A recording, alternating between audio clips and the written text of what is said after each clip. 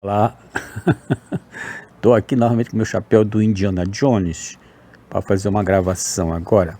Essa gravação vai ser urgente porque eu estava assistindo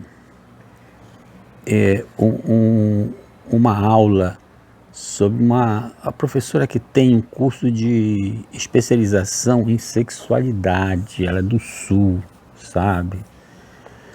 E aí, e aí ela estava falando sobre o mito de Eros e Psique. Eros e Psique. Mas falou tanta besteira que eu fiquei puto da vida e resolvi gravar esse vídeo aqui, tá? Porque é esse negócio que eu falo, né? Que sempre, né? A pessoa tem formação em psicologia, nada contra, né? Tá certo. Mas aí quer se meter em outras áreas, filosofia, né? Mitologia, sabe? E aí fala besteira. Pior que tá falando para uma galera grande, né? E aí eu, pá, muito puto da vida, falei, porra, vou ter que gravar um vídeo sobre Eros e Psique, tá? Olha só, a base aqui é o Runito Brandão, né? O Runito Brandão é a nossa referência sobre mitologia grega, tá? Isso a gente estuda na faculdade de filosofia, né? Alguma coisa sobre a mitologia grega e a referente é Junito Brandão, Junito Souza Brandão, tá? Então aqui nesse volume 2, ó, aqui nesse volume 2, na página 209, ele vai trabalhar o mito da página 209 até, ó, ele vai até a página 256. E ele ele conta o mito não é muito grande, 3, 4 páginas, mas aí depois ele faz várias interpretações sobre o mito, tá? Então eu fiz aqui o meu papelucho, como sempre, né? Tá? Eu faço meu papelucho como sempre, faço as minhas análises e minhas procuras, né? Tanto na minha biblioteca quanto no pai dos burros, né? Que é o Google, tá? Então a primeira coisa do mito, olha, o mito de Eros e Psique faz parte da rica mitologia grega, que tem como função falar da vida humana em todos os sentidos. Então a primeira coisa que a gente tem que ver a mitologia grega é uma mitologia diferenciada. Isso que tem que ver. Primeira coisa, mitologia grega é uma mitologia diferenciada das mitologias do restante do mundo. Todas elas são diferentes, claro. Mas o que é que tem a mitologia grega que carreou para a filosofia, que carreou para aquele saber que é o berço do saber ocidental, não é? Porque se não fosse aquele saber ocidental, o berço da filosofia, nós não teríamos esse ocidente que nós temos hoje. E o Oriente também, que está comendo nas mãos, né, do ocidente, certo? O que é que tem naquela mitologia, o que é que tem naquela mitologia grega que levou e carreou a isso? Por que a mitologia, por exemplo, nós temos a nossa mitologia indígena, nós temos a mitologia africana, nós temos a mitologia dos celtas, não é? Por que elas ficaram nelas mesmas, não carreou para uma filosofia e para a ciência que nós temos hoje, né? O que é que tem a filosofia grega, a mitologia grega? O que é que tem a mitologia grega que carreou a isso? Eu não tenho resposta para isso, né? Não tenho resposta. Tem muitas pessoas correntes de ideias falando sobre isso. Mas a gente vê ali a situação ali a situação da Grécia, como é que era, né? Ela carregava todo aquele ensinamento do Egito ali, né?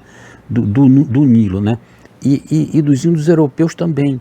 Então a Índia, aquela coisa toda, tudo foi carrear ali, né? Através dos viajantes, né?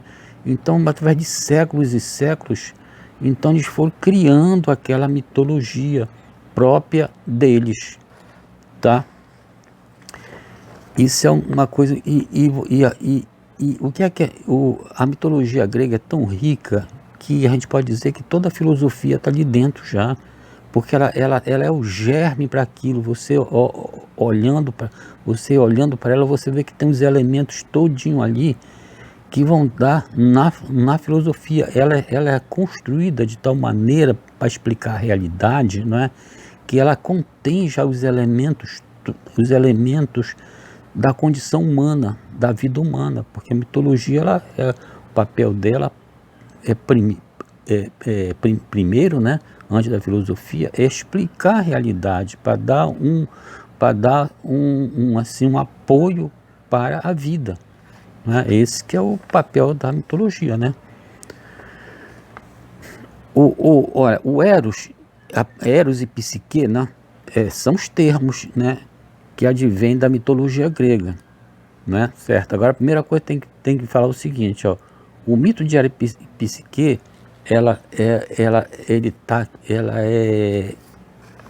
está num livro de Lúcio Apuleio, que viveu em 125 a 170 depois de Cristo. Então o mito está lá, viu? O mito de Eros e Psique, ele está lá nesse livro do Lúcio Apuleio. Ele viveu ali no sul, né? No norte da África, né? No norte da África, naquela cidade ali já do Império Romano, né? Então, nesse período, então lá é que está o mito, né? O mito de Eros e Psique, né? Sabe? Se for buscar em outra parada, não tem, não, viu? Tá? Olha só, o Ronito Brandão aqui falando, tá? Eros é o amor personificado em grego do verbo erastai, desejar ardentemente, significa com exatidão a palavra que a gente vai usar, o desejo incoercível, desejo incoercível dos sentidos, ou seja, o desejo solto.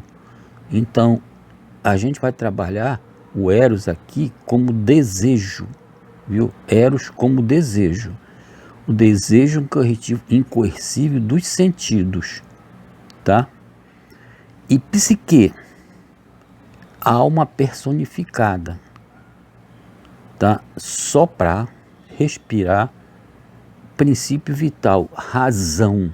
Então é aqui que nós vamos ver. Nós vamos mexer com esses dois termos, traduzindo.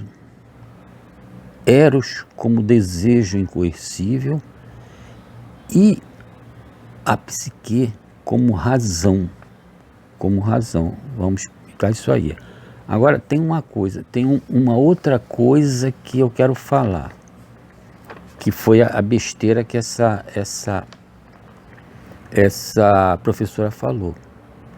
Quando ela colocou o Eros como aquele menininho, né, que tem aquela criancinha recém-nascido, gordinho, que aparece nas gravuras, né, que foi utilizado muito ali pelos aqueles pintores acho que foi da Renascença, né, pintor Michelangelo, aquele pessoal todo, né, como aquele menino gordinho com aquela flecha, né.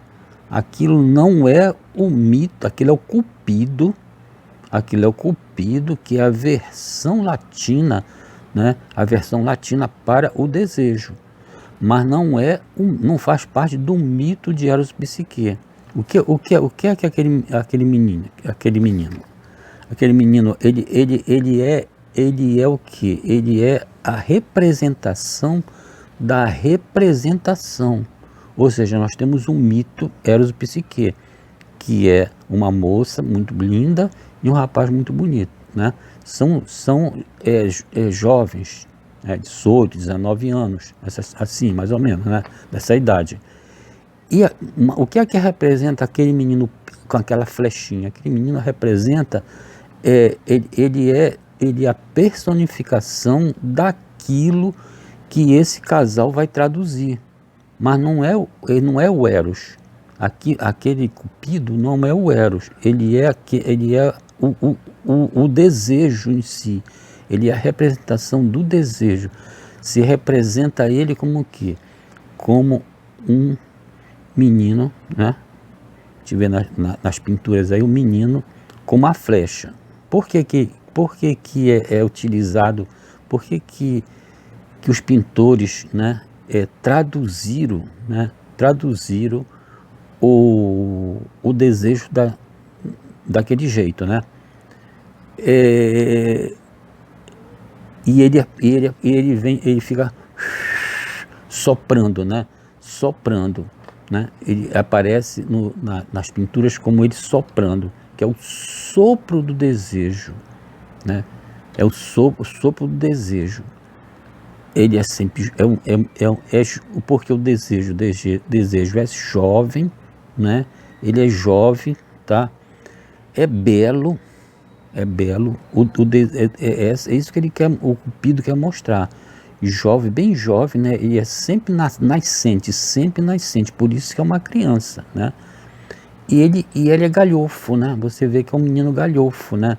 Tá? Como é o Eros, né? O Eros com a Afrodite quando joga ele lá para a Terra, ele já diz, é um menino galhofo e cheio de energia.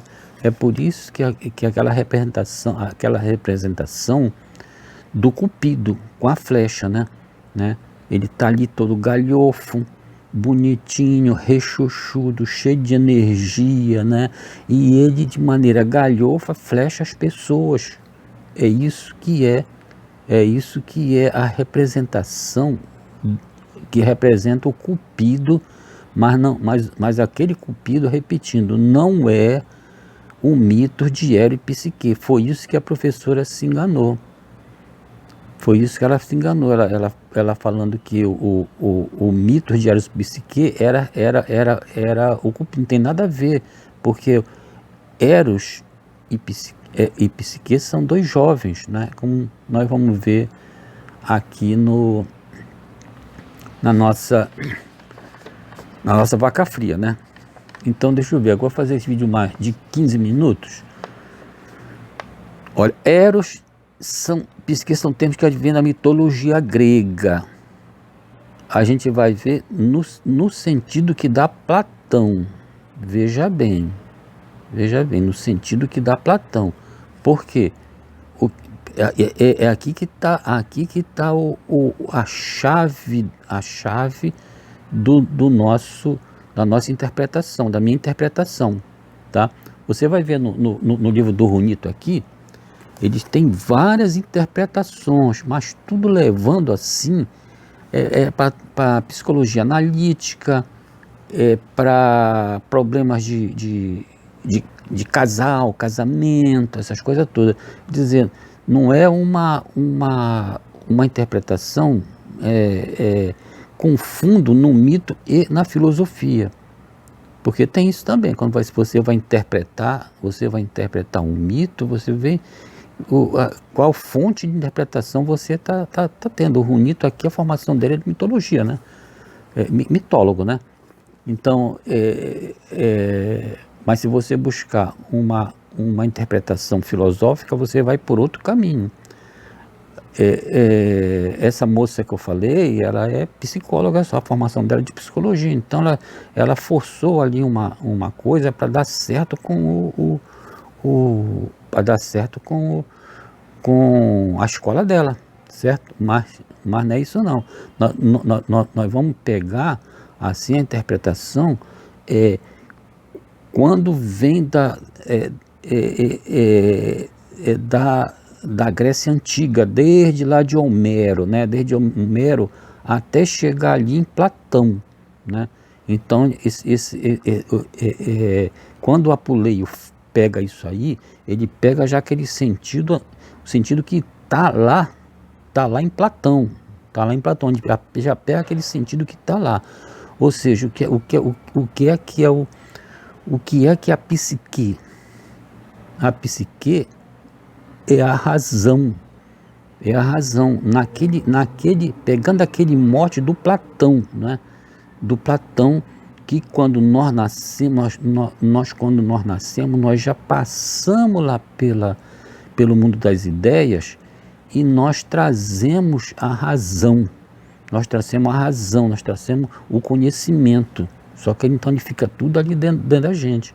Então, nesse sentido, psique é a razão, tá? É a razão. E Eros o que é? Eros é o desejo incoercível, né? É o desejo. Então, veja bem, né? Então é um conflito entre a razão e o conflito entre a razão e o desejo, né? Que são os elementos, trazendo já para a modernidade, já são os elementos da subjetividade, né? Da subjetividade. Então você vê como como a mitologia grega é rica, né? Ela já nos seus primórdios, ela já mexe, já trabalha, não é? Já trabalha com esses conceitos, né? De razão, né? Que vai ter, que deu o nome de psique, né? Porque esse termo razão já vem com Platão, né? Mas ali você vê que você vendo o mito, você vê que trata-se da razão. A psique trata-se da razão, um conflito entre que dura até a parte faz parte do ser humano, né? Que é o conflito sempre entre a razão e o desejo, que é bem atual. Tá legal? Eu vou parar por aqui, já tem 17 minutos, agora o YouTube me deu permissão, tá? E eu tô todo faceiro com isso aí.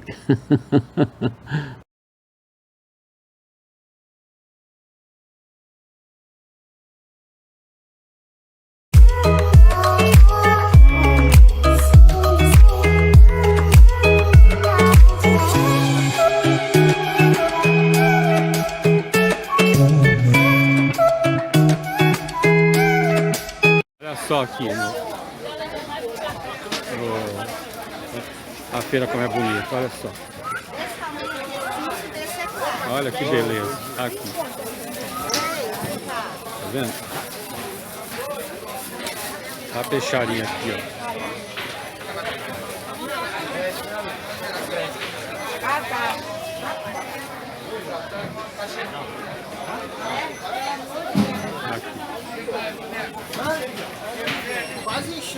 Olha essa outra aqui. Olha o tamanho do camarão aqui, ó. Olha aqui. Olha que beleza. Opa, tudo bem? Filmando aqui os peixes. Olha só que maravilha aqui. Olha que maravilha aqui. Camarão, olha o tamanho do camarão.